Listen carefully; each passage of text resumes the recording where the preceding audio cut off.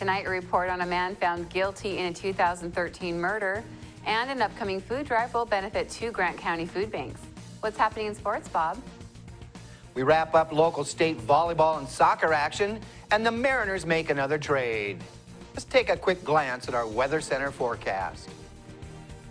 Good evening, everyone. We still have some showers, strong wind gusts across our region, heavy rainfall for the Cascades, and some snow showers. We will have big change in temperatures, and another system approaches. I'll have all the details just ahead. I'm Amber Jenks, and we have all this and much more on iFIBER 1 News. From the iFIBER 1 HD studio here in the heart of the Columbia Basin, this is iFIBER 1 News, your #1 source for local news, sports headlines, and our very own Weather Center forecast covering the entire Columbia Basin. This is iFIBER 1 News, and it starts now.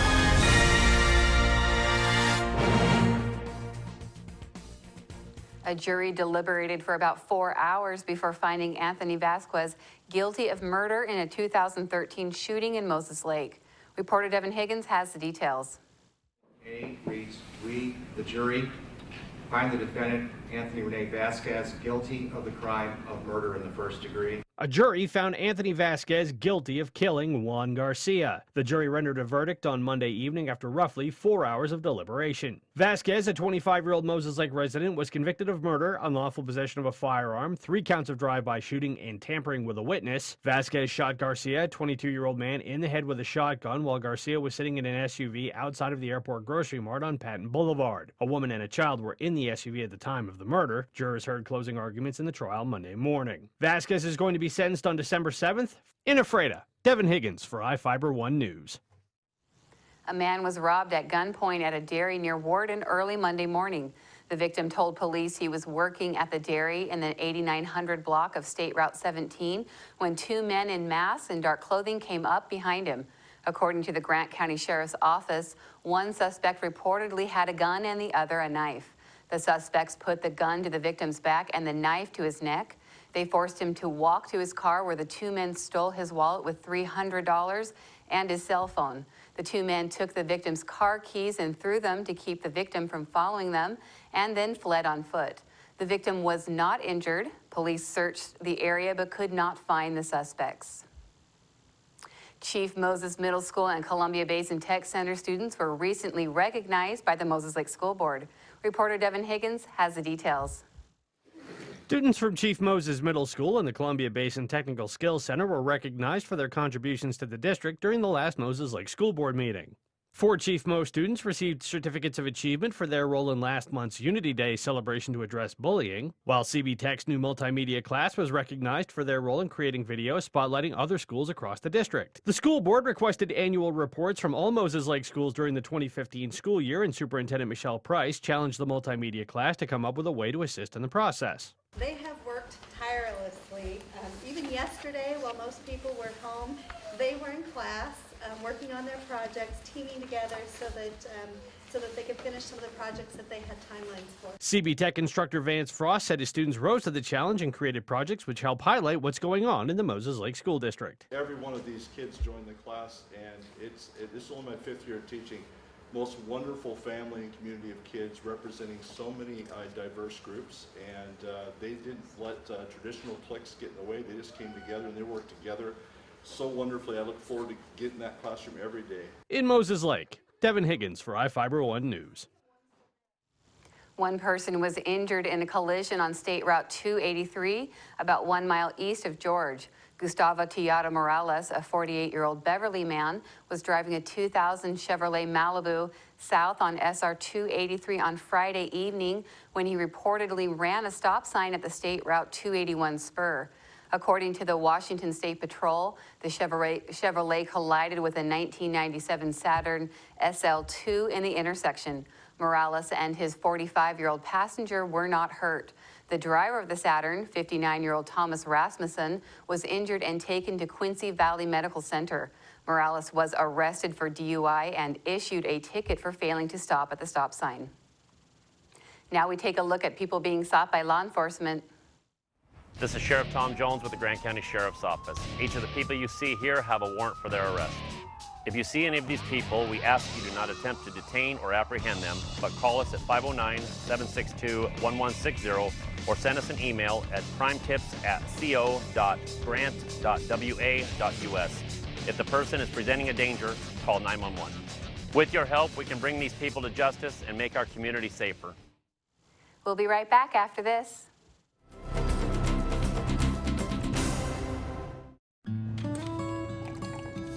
When the cold rolls in, it's time to turn on the heater and cozy up with a book. But turning up the heat can mean higher electric bills. And for some families in tough times, that could mean choosing between a warm meal or a warm house. For decades, people like you have extended a hand to help local families in need pay those winter electric bills. Share the warmth this winter to help keep your neighbor warm by giving a little when you pay your Grant PUD bill.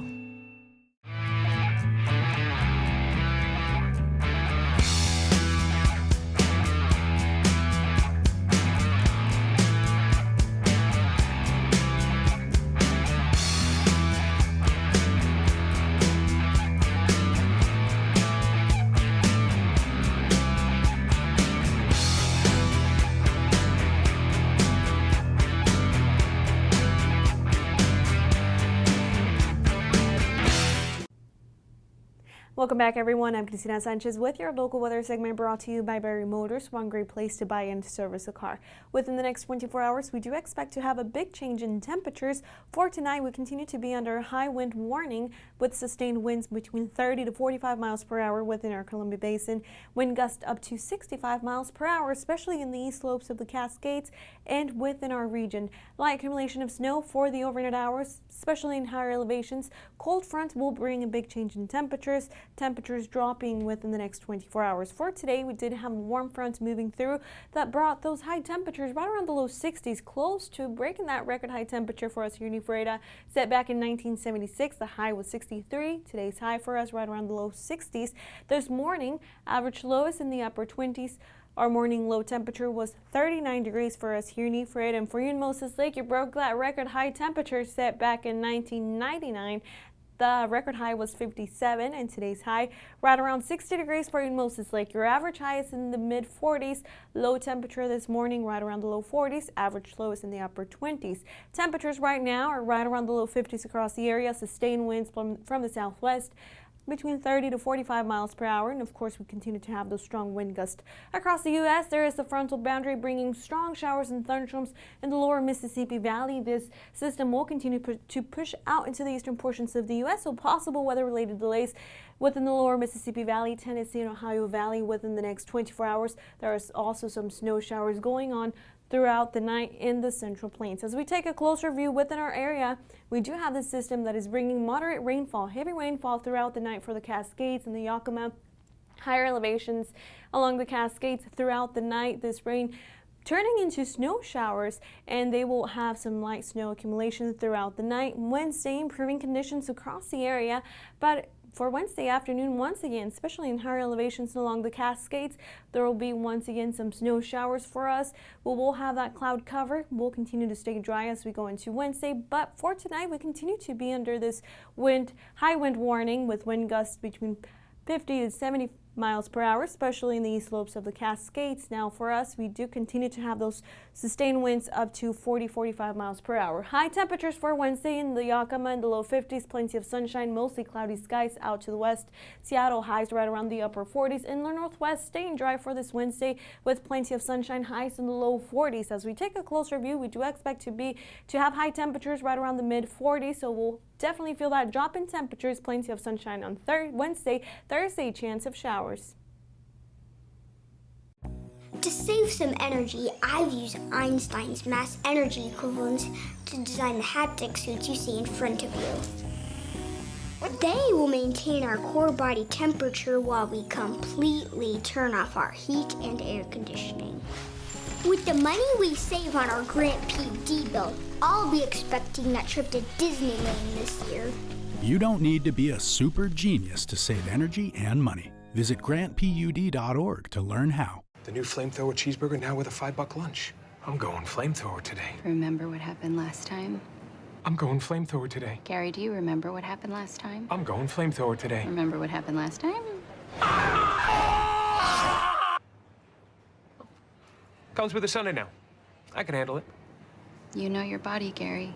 Go Flamethrower. Now the DQ $5 lunch comes with the new jalapeno bacon flamethrower cheeseburger, plus fries, drink, and a sundae. This is fan food, not fast food.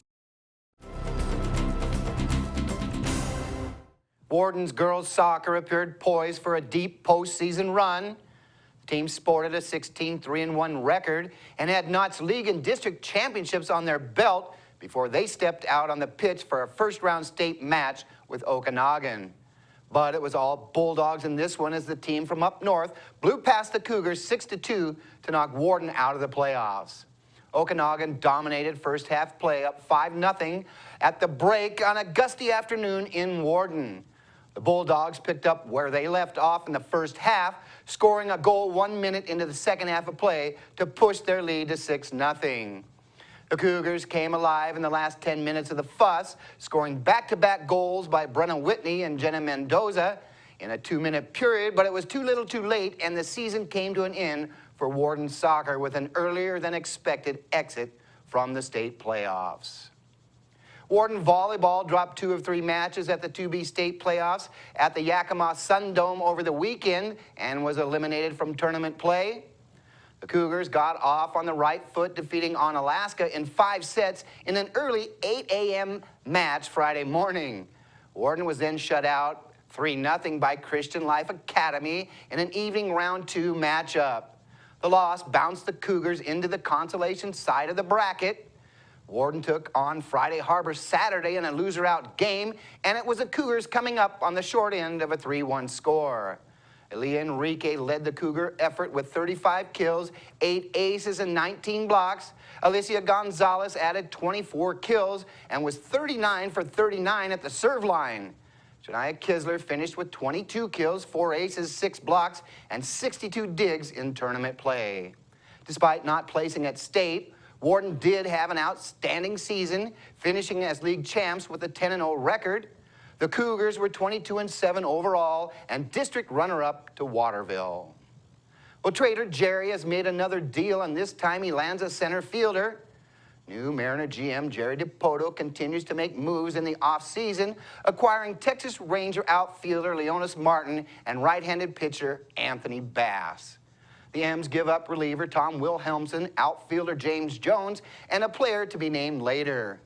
Martins is the centerpiece of the trade for the Mariners, adding help in the outfield with an everyday center fielder.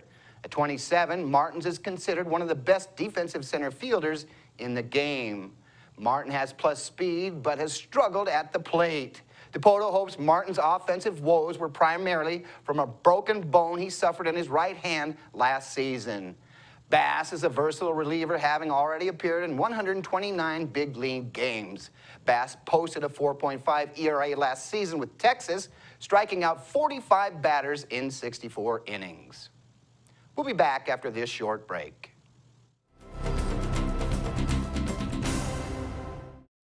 You don't have to drive to Seattle for exceptional cancer care.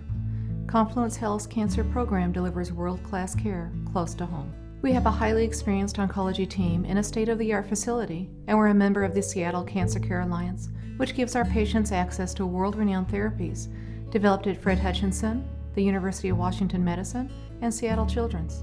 Together with the SCCA, we're delivering world-class cancer care close to home. Well, one thing I knew from being a patient myself was that a dental office is a scary place to come to. And so we wanted everything possible to make sure that our office is a comfortable place for our patients to visit.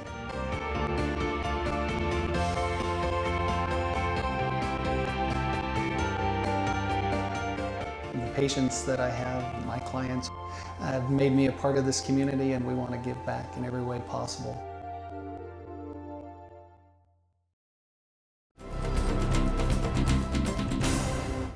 Our spotlight story tonight is about Ephrata's High School's annual cabaret, which continues on Friday and Saturday night.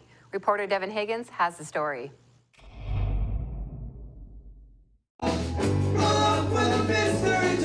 The 2015 edition of the Ephrata High School Cabaret kicked off this past weekend in front of a crowded house at the Ephrata Performing Arts Center. The theme of this year's cabaret is the Beatles' Magical Mystery Tour, and the 3-hour show combines the vocal, musical, and stage talents of many Ephrata High School students. 3, 2, 1. Edward! Are you messing with me? You just messing with me? Either you playing some messed up game or you straight inside my head. Senior Sean Bowie has been part of the cabaret for the past 3 years and is one of the MCs, a role he's always wanted to do. My first time ever attending cabaret was my freshman year, and that's the first time I ever even heard about it. And I think I just sang a song on my guitar that year. But from then on, I started like hearing about the MCs. Like I saw them my first year. I was like, oh my gosh, like they're so funny. Like I want to be a part of that. So that's when I started becoming an MC my sophomore year. And from then on, we've created skits, and we just sit down together and just talk it out. And like we all put in suggestions and stuff. And it's like the process of like a couple months, and then we just all like find these puzzle pieces and we just like fit them together to make up the whole show. So it's pretty cool. For the performers, being on stage is a test of both their talents and nerves. Junior Jessica Baer pulls double duty as a singer and as part of the tech crew, and she said some of the hardest work is done by the students who are outside the limelight. Backstage, it's incredibly difficult during the show because you have to make adjustments the entire way through. If something goes wrong, we have 5 ways to fix it. Especially backstage, because the curtains stick all the time. We've got 5 people with different things to just go, and we are constantly running around trying to make it the best show possible, make sure that people aren't just sitting there wondering what's going on. We want to make it go and make it smooth. You will get through this, Maya. You'll find a new direction. I love you. Senior Meredith Plagerman followed her brother's footsteps in joining the cabaret and said she's not ready to see her 4 years on stage come to an end, but she appreciates the show's uniqueness. I don't want to think about that. I have a feeling I'm going to cry. It's just the past 4 years have been so much fun, and I'm not excited for it to be over. It's an amazing opportunity. I know when you just like try to explain cabaret to other schools, like, hey, you guys should come or something, they don't even understand. It's definitely something that's not around, but I think it really helps. You get experience and background knowledge of how performing and the theater works. So it's an amazing opportunity that a lot of people should take advantage of. The 2015 Ephrata High School Cabaret finishes its run with shows on Friday and Saturday night at 7 p.m. In Ephrata, Devin Higgins for iFIBER 1 News. We'll be right back after this.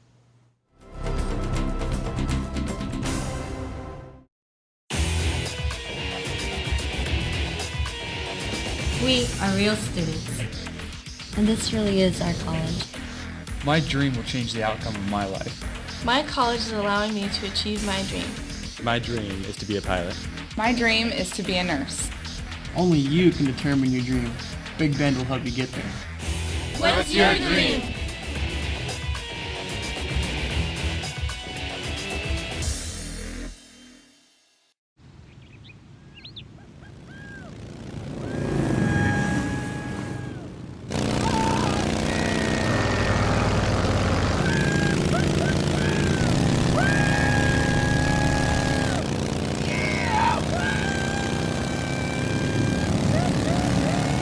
Experience speed like never before when you connect to Grant PUD's high-speed network.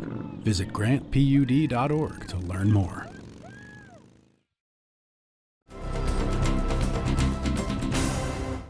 Welcome back.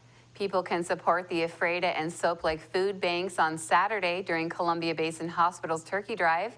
The Apple Cup Turkey Drive is from 9 a.m. to 3 p.m. at the Ephrata Safeway. People supporting the food banks can place their food donations in baskets decorated for the Washington State University Cougars and the University of Washington Huskies. According to hospital staff, all donations go toward the Ephrata and Soap Lake food banks. The annual Apple Cup football game between the Cougars and the Huskies is set for 12:30 p.m. on November 27th in Seattle. People can also support the Ephrata Food Bank on Thursday at the annual Turkey Trot at Ephrata High School. Reporter Devin Higgins has the details. The community is invited to take part in the 2015 Afraid of Turkey Trot as it returns to Afraid of High School on Thursday. The event is sponsored by the group You're Afraid of Schools Working on Wellness and benefits the Afraid of Food Bank. Participants are asked to bring non-perishable food or monetary donations to the food bank, and they can then walk around the track for a chance to win a free turkey. Food bank manager Mike Donovan said the Trot is one of the highlights of the early holiday season. Oh, this is a wonderful event for us. We do it twice a year here. We have the turkey trot we do on Thanksgiving, and then the tax trot we do in April, and that's income tax time around the 15th. And usually it's cold up here for turkey trot, and the wind's blowing for the other one. It's colder than a wedge, but it's fun. People have a lot of fun. The kids have a lot of fun. They go round and round, and they give turkeys, and it's a great deal. Everybody has fun. Everybody wins. They get healthy. We get some food for the food bank. Our dog gets to play outside, so it's wonderful. Light beverages and snacks will be provided, and the trot gets underway at 3:30 p.m. In Ephrata, Devin Higgins for iFIBER 1 News. A Seattle man allegedly stopped his vehicle in a left turn lane for the Moses Lake police, then tried to flee. Moses Lake police reported they stopped the vehicle late Saturday night on Broadway Avenue because the driver did not have the headlights on and was speeding. According to Captain Dave Sands, the driver began stopping the vehicle in the left turn lane as officers told the driver to pull over to the right. The driver reportedly started the vehicle moving again and tried to outrun police. Police followed the suspect for about a mile when the driver reportedly stopped on West Broadway Avenue. Juan Barahona Armez, a 30-year-old Seattle resident, was arrested for DUI and attempting to elude pursuing police vehicle.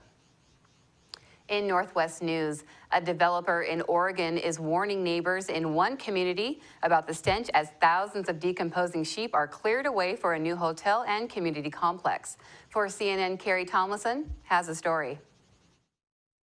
We're standing on top of the sheep pit. Thousands of sheep bodies. It doesn't smell yet. Piled together under a layer of dirt and blackberries. I think it's going to have the consistency of a very thick pudding. This is the old Bissinger Wool Pullery in Troutdale. It opened not long after World War I and put up the iconic Troutdale Water Tower in the 30s. A really old building. Matt Wand works with East Winds Development. He says his grandfather toiled here in the 20s. Even then, it had a strong smell as workers salvaged wool from dead sheep. I can only imagine with decomposing carcasses being transported here from the field that by the time they arrived, they would have been pretty ripe. What happened to all the bodies? This being the 20s, at a manufacturing facility, you dump things in a big hole. And that's where they stayed for decades. This field of green, a sheep graveyard. My first thought was, but it's been buried.